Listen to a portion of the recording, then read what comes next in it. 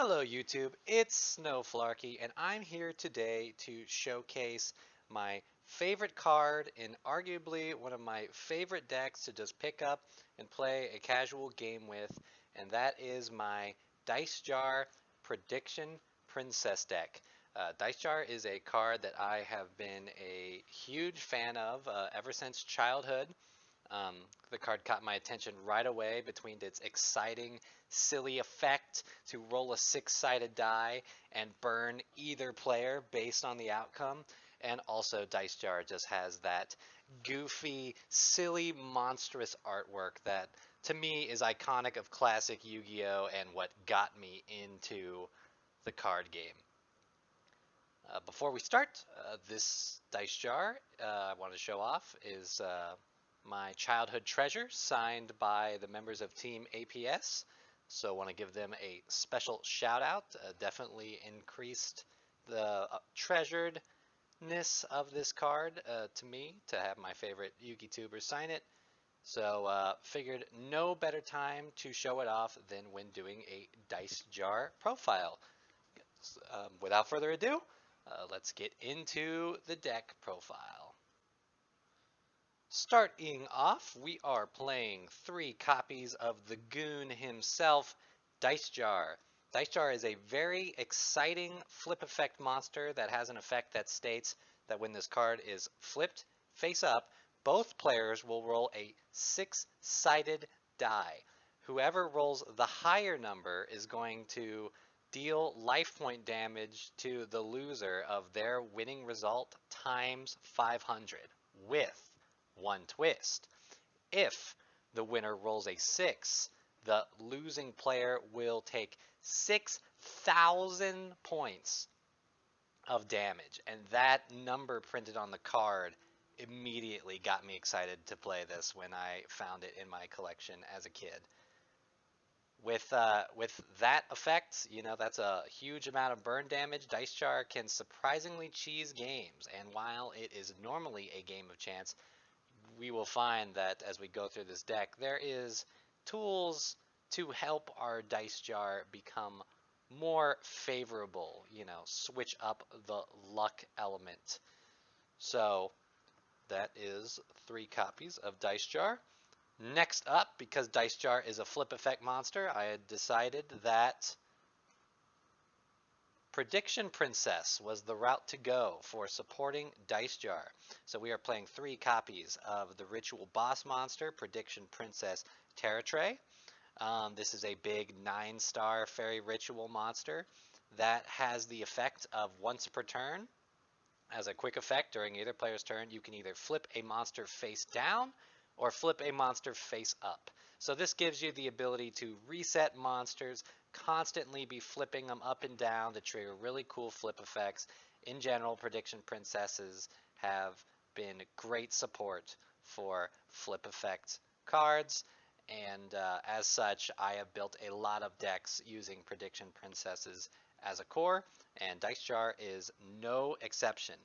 In addition to that ability that allows it to flip a monster either up or down once per turn, at the end phase of your turn, you can special summon a flip monster from your hand or graveyard, which gives you access to even more flip monsters, reusing flip monsters, keeps them out. Prediction Princess Terratray is a really sick boss monster to play with flip effects. Coming up next, we're playing 3 copies of Pot of the Forbidden. Pot of the Forbidden is a 9-star flip effect monster that probably has the best payoff of a flip effect monster. When you flip it, you can activate 1 of 4 effects. You can either draw 2 cards, return all spell and trap cards on the field to the hand, destroy all monsters your opponent controls, or look at your opponent's hand and select 1 card from their hand, shuffle it into the deck. You can only use Pot of the Forbidden's effect once per turn. So as a 9-star monster as well, Pot of the Forbidden is often the 1 card needed to be the tribute for the ritual summon of Prediction Princess Terratray. And given that it's a flip effect monster, the Pot of the Forbidden you send to the graveyard can be special summoned at the end of your turn from Terratray's effect. Normally that is what you want to do. Pot of the Forbidden is a very powerful card, gives you a number of options to play and disrupt an opponent's turn.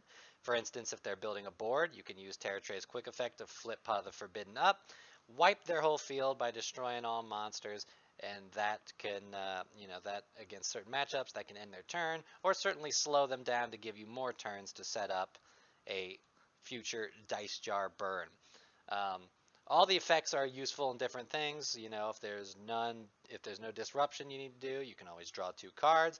If you've got your opponent low on resources already, Pot of the Forbidden can lock them out by theoretically, if they're top decking, shuffling the only card they top deck right back into the deck. So Pot of the Forbidden is a big payoff. 3 is often considered a lot in Prediction Princess builds, but the need to see this card to tribute it with Terratray, because getting Terratray out any other way is pretty hard. So I definitely want to see it, and the ability to summon them off Terratray's effect usually doesn't have them clogged too much. So I definitely am playing 3 to C3. Next up, this card is definitely just for fun. This is a very fun, silly, casual deck for just playing with friends. So I'm playing 1 copy of this Maximum 6, this beautiful ultra rare I've had for a long time. Maximum 6 is just a 6-star monster with 1900 attack. When this card is tribute summoned, roll a 6-sided die, and this card gains attack equal to the result of the roll times 200. So this monster could be anywhere from 2,100 attack to 3,100 attack for 1 tribute. Prediction Princesses have a lot of monsters on the field, leftover dice jars, Pot of the Forbiddens that have activated their effect, are pretty much free tribute fodder, so it's not hard to just get this card out on a turn. If you've cleared your opponent's board, that extra damage can add up, and the trap card, that 6 that we play in this deck, definitely makes this card a little more reliable to be just a 3,100 attack monster most of the time. So, if you were playing this card and don't have the love of this card like I do, you could easily switch it for another trap, another monster. Next up, cards that help get things moving. Spirit of the Fallwind. This is a 4-star fairy monster that if this card is normal summoned, you can add a flip monster from your deck to your hand. So this card can get you your Pot of the Forbidden easy if you need it for the Terratray ritual summon, or it can get you your dice jar if you are ready to commit to trying for the dice jar burn. So whichever flip effect you're looking for, uh, Spirit of the Fallwind will get it for you. And then next up for our monsters, I am playing 3 copies of Prediction Princess Coinrama. Pretty much other than Terratray, this is the only really usable Prediction Princess monster. It's a flip effect that says you can special summon a level 3 or higher flip monster from your deck in face down defense position, but for the rest of this turn, you can only activate the effect of Prediction Princess monsters. Pretty good card for getting flip monsters out of the deck. It can search both your dice jar and your Pot of the Forbidden. Pot of the Forbidden has a 3,000 defense, so it does make a pretty nasty wall. And of course, you can set up dice jar for a future turn. Now, if they attack into those monsters on that turn, you're not going to be able to use their effects, but pulling them out of the deck tends to be worthwhile, and we need a Prediction Princess target to search with the ritual spell's second effects. And then last on our monster lineup, I'm playing a single copy of Manju of the 10,000 Hands. Normally I like getting the ritual through the power of pre-preparation of right, but sometimes you have one, you don't have pre-prep, you need the other. So, your normal summon could go into a Manju of the 10,000 Hands, get you either your ritual monster or your ritual spell, whichever one you need, and that's what he's here for. Now that is it for the monster lineup. Next, we are going into our spell lineup. We are playing 3 copies of the Prediction Ritual. This is the ritual spell that allows us to summon Prediction Princess Terratray. It does mention Prediction Princess Terratray's name on the card, so that will be useful for our pre-preparation of rites, which I will show in a second. And, standard ritual spell, you need 9 stars to tribute out Terratray. But it has an after effect on during your main phase, except the turn this card is sent to your graveyard. You can banish it to add a Prediction Princess monster from your deck to your hand. That can be another Terratray if you have another ritual ready to go and need another Terratray, or that can be used to grab our Coin Rama, which is why a big reason we're playing Coin Rama in the deck for that second effect. Next up, to move the deck along, I am playing 3 copies of Pre-Preparation of Rites. This card, when you play it, you can add a ritual spell card from the deck to your hand, and then a ritual monster from your deck or graveyard to your hand whose name is specifically listed on the ritual spell. Since Prediction Ritual does mention Prediction Princess Terratray by name, this one card will get you both the ritual spell and the monster, giving you card advantage, giving you just both cards you need for your ritual summon. And for that reason, we definitely want to be playing 3 of that and see this card. Next up, this deck is built in a way that is not great for big extra deck plays, so to no surprise, I'm playing 3 copies of Pot of Extravagance. We'll turn that extra deck into advantage by banishing 3 to 6 cards randomly when we play Pot of Extravagance, and we get to draw a card for every 3 that we did so. So turn our extra deck into 2 cards, perfectly fine. We can only activate once of this per turn, and of course you have to do it at the start of your main phase, and you can't do any more drawing during the turn you play Pot of Extravagance. Next up, this is a card that I have quite a bit of fun with in Prediction Princess decks. Flawless Perfection of the Tenyi. Yes, that's right, there are no Tenyis in this deck, but this field spell still has an interesting interaction. Because there is text that says, when your opponent special summons a monster while you control a non-effect or face-down monster, draw 2 cards. Well, in a flip effect deck, we are often going to have face-down monsters. So just by having this card in the deck, playing this, while you have face-down monsters, any special summon becomes 2 cards. And we definitely like seeing cards. And so I am quite pleased with how that interacts with this.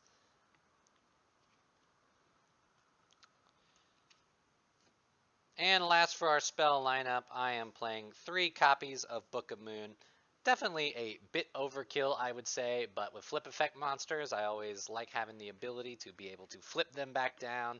You could flip Dice Jar, you could flip it back down with a Book of Moon, and then back up with Terratray. You can get 2 Dice Jar effects per turn. You can have a face-up Dice Jar that's getting attacked and flip it face down right before so that the effect will re-trigger. So with the card at 3, I like playing it at 3. If you find 3 to be overkill, which I will admit it sometimes is, you can always switch it around. And that is it for our spell cards. Moving on to our trap cards, we are playing 3 copies of That 6, the trickery that makes Dice Jar and Maximum 6 much more favorable. So what That 6 is a continuous trap card that when you activate an effect that requires a die roll, you can select one of the die rolls and immediately apply the appropriate effect based on the result. If you rolled a 1, 3, or 5, you could change that result into a 6. And if you rolled a 2, 4, 6, you can immediately change that to a 1. With this card effect, it is almost impossible to lose your dice jar roll, and 2/3 of the time you will be rolling a 6, allowing you to kind of at a pretty high percentage do a 6,000 life point burn. Definitely very useful card to have. So we want to see it. It's not really searchable, so I play 3 of it. I don't want it to, I want it to be up when Dice Jar is ready to go. Next up, for some other trap cards we are playing, I am playing 2 copies of Blazing Mirror Force. Of course, Mirror Force is a battle trap. That means it does have vulnerabilities, and Blazing Mirror Force isn't even the best one. You could play Storming to send monsters back to the hand, or Quaking to force monsters face down and then ignore them and just burn with Dice Jar. But I like Blazing Mirror Force because when you play a duel, both players have 8,000 life points. Now, Dice Jar can take out 6,000, but that leaves 2,000 that you got to deal with through other means. So, in my dueling environment, Blazing Mirror Force has proven to be a pretty solid way to cheekily get in that extra 2,000 plus burn damage through the effect of Blazing Mirror Force. And that can oftentimes close out a game or put my opponent in range to be burned to 0 through Dice Jar's effect. So I have fun playing Blazing Mirror Force, but, you know, if my opponent is playing cards that are not able to be destroyed, well, then I'll switch that up for a different appropriate board wipe trap. Next, I'm struggling against back row sometimes, and I play against lots of opponents with back row heavy decks. So I'm playing 2 copies of Heavy Storm Duster. It's you play it during your opponent's end phase, you pop 2 cards, you gain card advantage, you don't have to worry about skipping the battle phase. If you're burning with Dice Jar, it's not even necessarily that big of a deal on your turn to play it. So definitely like seeing Heavy Storm Duster. And last, because a lot of trap cards are going to be face down until I activate them, I play 2 copies of Waking the Dragon. I play against a lot of opponents who destroy back row, and I don't necessarily want my back row blindly destroyed without there being some punish involved.